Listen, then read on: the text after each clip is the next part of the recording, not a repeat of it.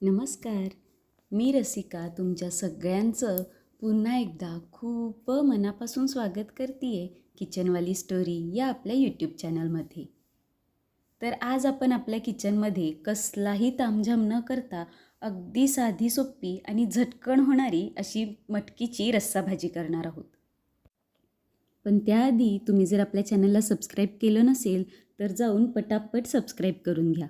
तसेच आपल्या व्हिडिओला तुमच्या मित्रमंडळी आणि परिवारासोबतही शेअर करा.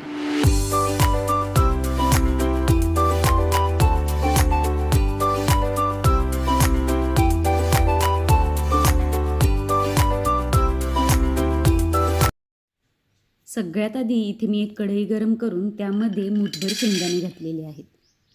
आता हे शेंगदाणे आपल्याला मीडियम आचेवरती अगदी खरपूस भाजून घ्यायचे आहे.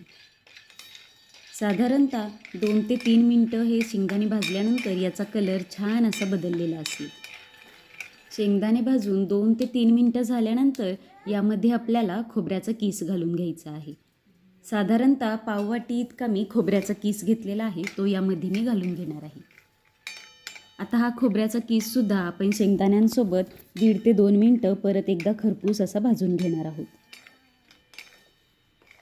तर आता हे पहा, साधारणतः 2 ते 3 मिनटानंतर आपलं खोबरं छान खरपूस असं भाजलं गेलेलं आहे आणि शेंगदाणेसुद्धा भाजून झालेले आहेत. आता हे सगळं आपण थंड करून घेऊयात.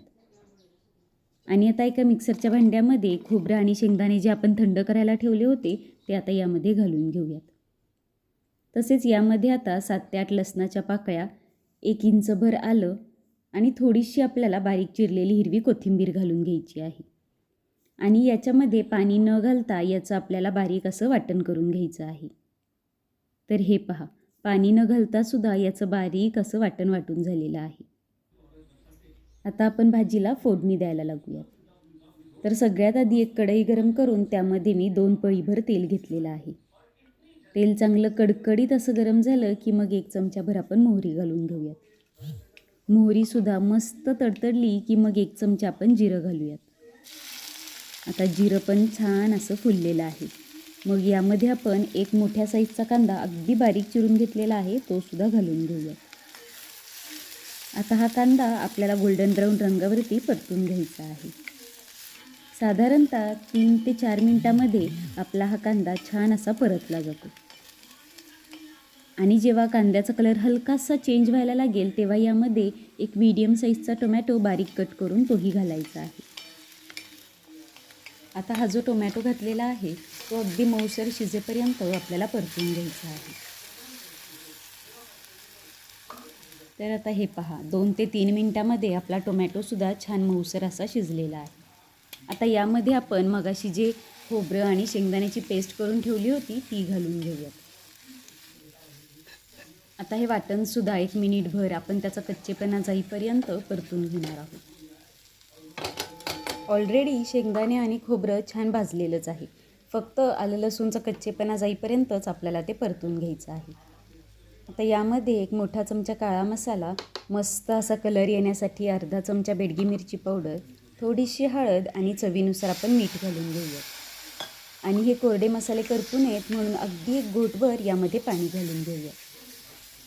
आता पाणी घातल्यानंतर आपण हे जे सगळे मसाले आहेत ते परत एकदा कांदा आणि टोमॅटोमध्ये चांगले परतून घेऊयात.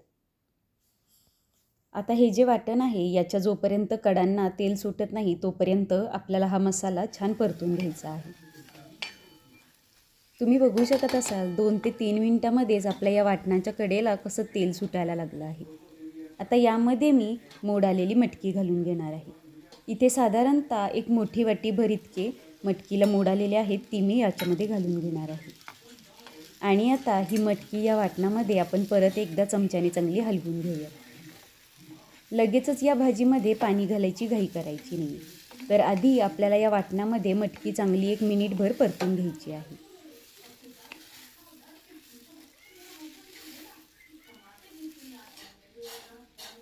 आता मटकी चांगली हलवून झाल्यानंतर यामध्ये आपण 1.5 ग्लासभर गरम पाणी घालून घेऊयात. शक्यतो भाजीमध्ये घालताना नेहमी गरम पाणीच घालायचं. याने आपल्या भाजीला मस्त असा तेलाचा लगेचच तवंग येतो. आता पाणी घातल्यानंतर चमच्याने परत एकदा हे सगळं हलवून घेऊयात आणि सगळ्यात शेवटी बारीक चिरलेली हिरवी कोथिंबीर यामध्ये घालूयात. आता यावर झाकण ठेवूयात आणि फक्त 5 ते 6 मिनटं याला आपण खळखळून अशी उकळी काढून घेऊयात. आणि आता हे पहा, 5 ते 6 मिनटानंतर आपण झाकण काढून पाहूयात. तर बघा काय मस्त असा तेलाची तर्री या भाजीला आलेली आहे आणि भाजीसुद्धा मस्त अशी शिजलेली आहे.